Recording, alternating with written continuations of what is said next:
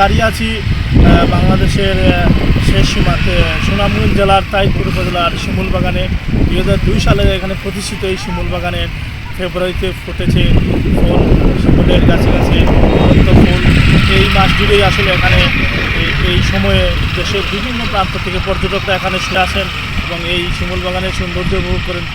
পাশাপাশি এখানে অনেক সুন্দর দৃশ্য রয়েছে, প্রাকৃতিক দৃশ্য। এখানে পার্শ্ববর্তী এলাকায় মেঘালয়ের ভারতের পাহাড় রয়েছে, শিমুল বাগান রয়েছে, জাদুঘাটা নদী রয়েছে, নীলাদ্রি রয়েছে, সুনামগঞ্জের বিভিন্ন আওয়ারগুলো রয়েছে। আমি ফরিদ গাজী আলহাজ জেনারেল শিমুল বাগান দেখাশোনার দায়িত্বে আছে অনেক দিন যাবৎ। তো ফেব্রুয়ারিতে জানেন আপনারা 14 ফেব্রুয়ারি বাগানে সব ফুল ফুটে বাগান ফুলে ফুলে একদম লাল হয়েছে। আর এই বছর অন্য বছর থেকে ফুলের সংখ্যাও বেশি এবং পর্যটকের সংখ্যাও বেশি।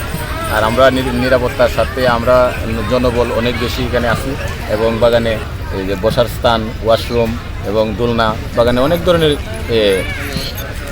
আনন্দদায়ক জিনিসের আমরা এবার বিনিয়োগ করা হয়েছে। অনেকগুলো শান্তিদায়ক মানুষের আনন্দ সারাদিন থাকতেছে, খুব আনন্দ উৎসবে মানুষ আসতেছে।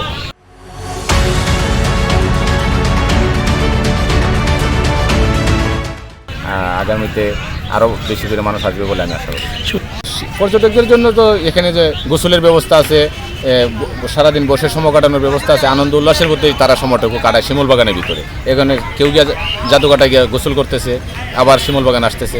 এখানে তো এইরকম আর বাহিরে গেলে যে অনেক দূর দূরান্তে টাঙ্গুয়ার হাওয়ার যায়, নীলাদ্রি যায়, কিন্তু এই সিজনে ফুলের সিজনে শিমুল বাগানের সৌন্দর্যটা ভিন্ন। ফেব্রুয়ারি মাস তো এই বছর অন্য বছর থেকে ফুলটা একটু 15 দিন আগে ফুটে গেছে। আবার দেখা গেছে কি ওই যে রমজানের লেগে মানুষও আসতেছে বেশি। রমজানের আগে আগে সবাই ঘুরে দিত, মনটা ফ্রেশ করে রমজানের পবিত্রতা রক্ষা করবো আমার মনে হয়।